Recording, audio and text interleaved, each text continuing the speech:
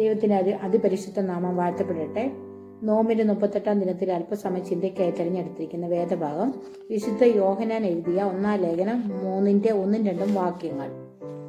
കാൺമീൻ, നാം ദൈവമക്കൾ എന്ന് വിളിക്കപ്പെടുവാൻ പിതാവ് നമുക്ക് എത്ര വലിയ സ്നേഹം നൽകിയിരിക്കുന്നു.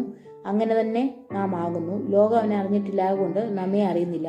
പ്രിയമുള്ളവരെ, നാം ഇപ്പോൾ ദൈവമക്കളാകുന്നു. നാം ഇന്നതാകൂ എന്നിതുവരെ പ്രത്യക്ഷമായില്ല.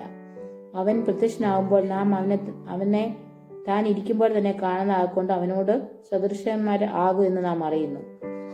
നോമ്പ് വീണ്ടെടുപ്പിന്റെ ശുദ്ധീകരണത്തിന്റെ നാളുകളാണ്. ഒരു വ്യക്തി ഒരു പുതിയ അനുഭവത്തിലേക്ക് പ്രവേശിക്കുന്നതായ കാലാണിത്. പാപത്തിന്റെയും വീഴ്ചകളുടെയും കറകൾ നീക്കി ദൈവകൃപയുടെയും നിരപ്പിന്റെയും സന്തോഷം അനുഭവിക്കുമ്പോഴാണ് ജീവിതം വ്യത്യസ്തമായി തീരുന്നത്. ദൈവമക്കൾ എന്ന് വിളിക്കപ്പെടുവാൻ ദൈവം നൽകിയ സ്നേഹത്തെക്കുറിച്ചാണ് ഇവിടെ പരാമർശിക്കുന്നത്.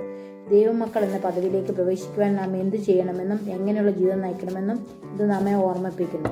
നാം നമ്മെ തന്നെ നിർമ്മലീകരിക്കണം എന്നാണ് ഇത് നമ്മെ ഓർമ്മിപ്പിക്കുന്നത്. നിർമ്മല മനസ്സിലാകുക എന്നത് ശ്രമകരമായ കാര്യമാണ്. പിതാവായ ദൈവം പുത്രനിൽ കൂടി നൽകിയ സ്നേഹം നാം സ്വീകരിക്കുകയും ലോകത്തിന് ദൈവസ്നേഹത്തിന് അനുഭവക്കാരായിരിക്കുമ്പോഴും നാം ദൈവമക്കൾ എന്ന പദവിയിലേക്ക് പ്രവേശിക്കുന്നു. നാം നമ്മുടെ മാതാപിതാക്കളുടെ കാര്യങ്ങൾ ആവശ്യപ്പെടുന്നത് പോലെ ഒട്ടും ഔപചാരികത ഇല്ലാതെ ദൈവത്തോട് കാര്യങ്ങൾ പറയണം എന്നാണ് ദൈവം ആഗ്രഹിക്കുന്നത്.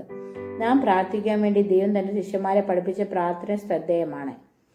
സ്വർഗസ്ഥനായ ഞങ്ങളുടെ പിതാവേ എന്നാണ് ദൈവത്തെ അഭിസംബോധന ചെയ്യുന്നത്. സ്വർഗസ്ഥനായ ഒരു പിതാവ് തന്റെ ആവശ്യങ്ങൾ കേൾക്കുവാൻ, സന്തോഷങ്ങളിൽ കൂടെ നിൽക്കുവാനൊക്കെ ആഗ്രഹിക്കുന്നു എന്നാണ് കർത്തൃപ്രാർത്ഥനയോടെ ദൈവം ഓർമ്മിപ്പിക്കുന്നത്. നാം ഒരിക്കലും മറന്നു പോയതായ പരമമായ സത്യം അതാണ്. സ്വർഗസ്ഥനായ പിതാവ് നമ്മോട് കൂടെ ഉണ്ടെന്നുള്ളത്. നാം ദൈവമക്കളാണെന്നുള്ള തിരിച്ചറിവ് നമ്മിൽ ഉണ്ടാകേണ്ടത് ആവശ്യമാണ്. ഈ ദൈവസ്നേഹം നമ്മെ ദൈവത്തോട് സദൃശരാക്കുന്നു. തന്മൂലം നമുക്ക് പ്രത്യാശയോടെ ജീവിക്കുവാൻ സാധിക്കുന്നു. എന്നാൽ നാം പലപ്പോഴും ദൈവമക്കളാണെന്ന് പറയുകയും പാപം ചെയ്യുകയും ചെയ്യുമ്പോൾ നാം പിശാചിന്റെ മക്കൾ ആയിത്തീരുന്നു. ദൈവത്തിൽ നിന്ന് ജനിച്ചതിന് ദൈവസ്വരൂപത്തിൽ സാദൃശ്യത്തിൽ ഇരിക്കുവാൻ സാധിക്കണം. അവർക്ക് പാപം ചെയ്യാൻ സാധിക്കുകയില്ല. കാരണം ദൈവത്തിന്റെ വിത്ത് അവരുടെ ഉള്ളിലുണ്ട്. നമ്മുടെ പ്രവർത്തികളാണ് നാം അവരുടെ മക്കൾ ആകുന്നതെന്ന് വെളിപ്പെടുത്തുന്നത്.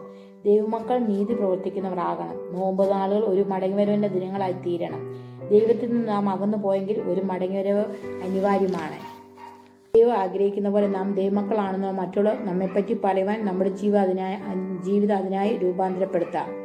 പ്രാർത്ഥിക്കാം. കരുണസമ്പൂർണനായ ദൈവമേ, ഞങ്ങൾ ശുദ്ധിയുള്ള മനസ്സോടും ശുദ്ധിയുള്ള ജീവിതത്തോടും അങ്ങയുടെ മക്കളായി തീരുവാൻ അവിടുന്ന് കൃപ നൽകണമേ.